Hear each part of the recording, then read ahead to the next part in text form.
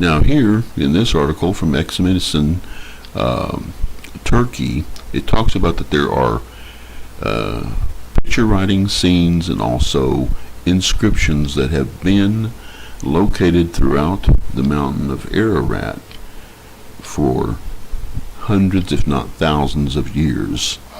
And this is what this article talks about.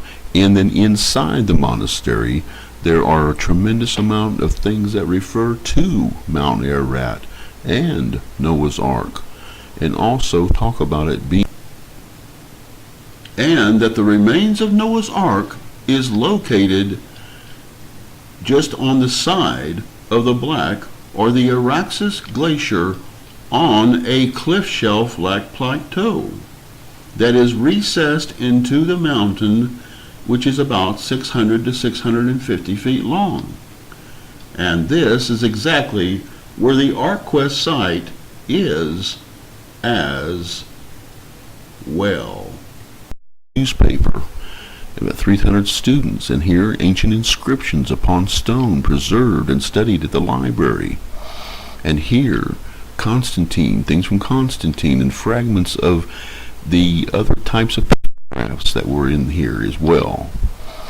And this is what this article basically talks about as we go through it here. Sennacherib, also named so King of the World. In this book here, the writing on the wall, studies in the architectural context of the late Assyrian palace inscriptions, it basically leads to the fact is that pictographs and epigraphs were used, and there was constant fights between different kings like Sennacherib and others, who would constantly be trying to support and promote their kingship in Assyria, etc., Babylon, etc., as the primary king.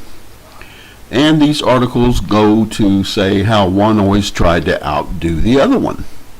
And so, but it also talks about how some inscriptions were made to also explain some of the epigraphs and pictographs as well. So they were still being used at the time of Sennacherib in about the 7th century BC. However, the point is that they were getting away from using these more and more and more. However, this book also goes on to explain that they even tried to do away with some of each other's inscriptions. For example, in the word Nisr or Nippur, for the word that's supposed to also relate to the place where Noah's Ark landed. This was a difference in where even the textual phonetics would change sometimes 3 or 4 times in 4, 5, 6 different years. For instance, in the time of Sargon II, who was Sennacherib's father, through Sennacherib and down to Anaheshtabal, the different word for Mount Ararat in the area changed over 12 times. And this because, for example, Sennacherib was believed to have been Aramaic, so that he wanted that language to be used where other languages were being used instead. And there's examples of this that are given also in the inscriptions. Take the Babylonian Chronicles and the also the Nabonidus Stele. They give different stories about the death of Sennacherib.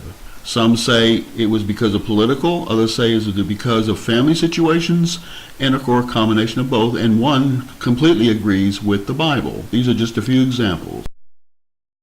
So, in this event, through at least 3 different Assyrian kings, and even further on down the line, to even Anaheshtabal, the name for Mount Ararat changed within their own languages at least 14 to 15 times in less than 150 years of ruling.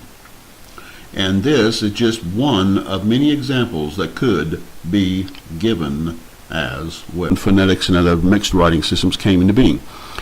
In this book, The Esoteric Codex of Fallen Angels, what it brings to our attention is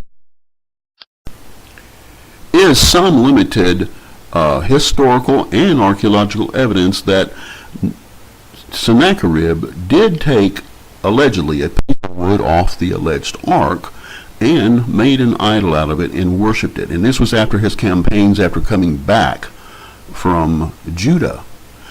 Here is another area. It says the Syrian god Nishrosh here in this museum.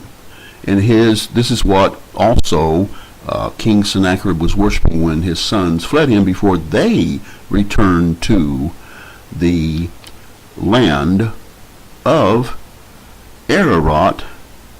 As much more will be discussed about Nishrosh and the possible piece of wood or plank of wood taken from Noah's Ark by King Sennacherib.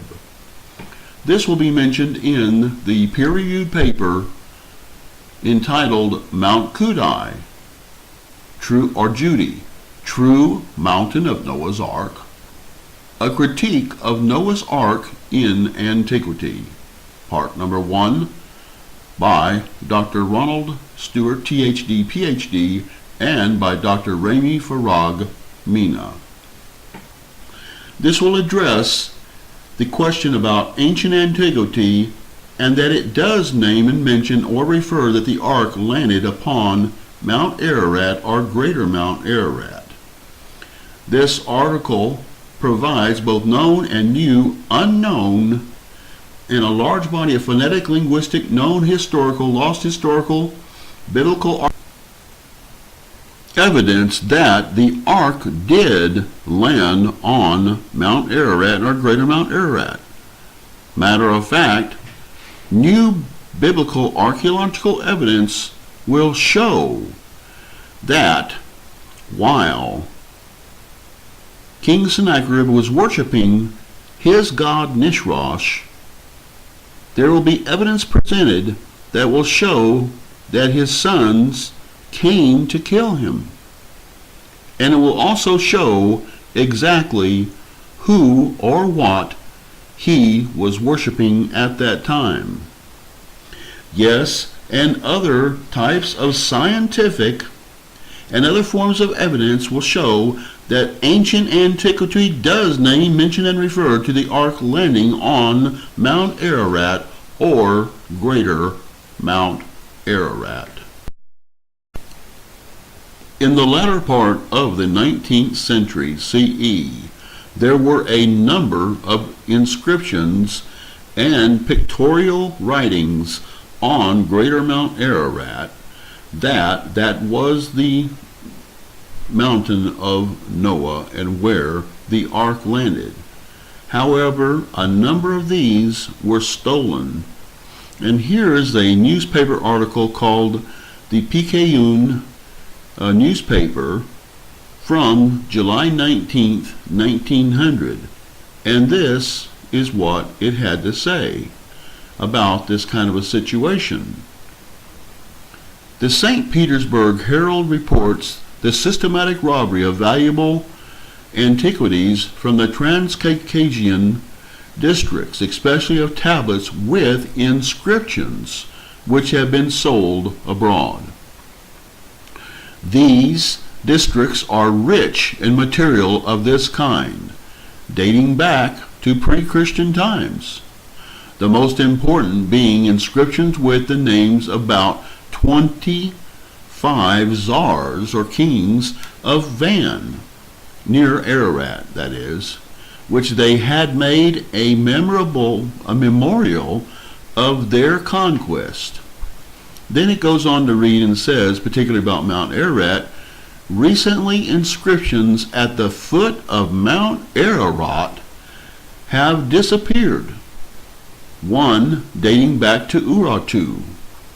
The chairman of the Moscow Archaeological Society, Countess Droros, reports these inscriptions had been broken out of the rock and taken abroad," unquote, and therefore sold on the open market because those who did it wanted to simply make money. What is of particular interest here is to note that the inscriptions that were taken at the foot of Mount Ararat, one dated back to Urartu, which is also known as Ararat or Armenia, and is here at Greater Mount Ararat was included, showing that it was in the mountains of Ararat. Here, which is of particular interest, that the ark landed on Mount Ararat or Greater Mount Ararat as well. More to come in part number 2. Thank you for watching.